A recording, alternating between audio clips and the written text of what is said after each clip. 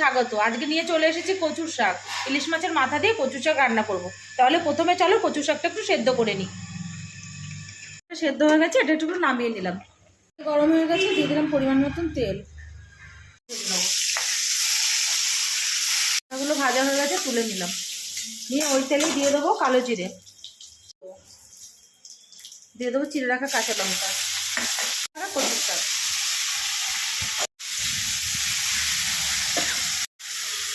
গুঁড়ো,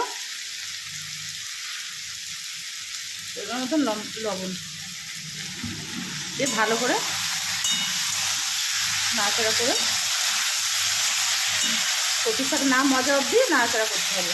ভালো করে নাড়াচাড়া করে মাথাগুলোকে ভেঙে দিতে হবে কচুর শাকের সাথে। অনেকক্ষণ নাড়াচাড়া করতে হবে যতক্ষণ না জলটা টেনে নিচ্ছে। জলটা শুকিয়ে গেছে, নামানোর আগে দিয়ে দেবো অল্প একটু চিনি। চিনিটা দিয়ে ভালো করে নাড়াচাড়া করে শুকনো শুকনো করে নামাতে হবে। দেখো রেডি হয়ে গেল আমার কচুর শাক ইলিশ মাছের মাথা। কেমন লাগলো তোমরা একটু জানিও। যদি আমার রান্নাটা ভালো লাগে তোমরা বাড়িতে ট্রাই করো, করে আমার চ্যানেলটা একটু সাবস্ক্রাইব করে দিও, লাইক শেয়ার করতে ভুলো না।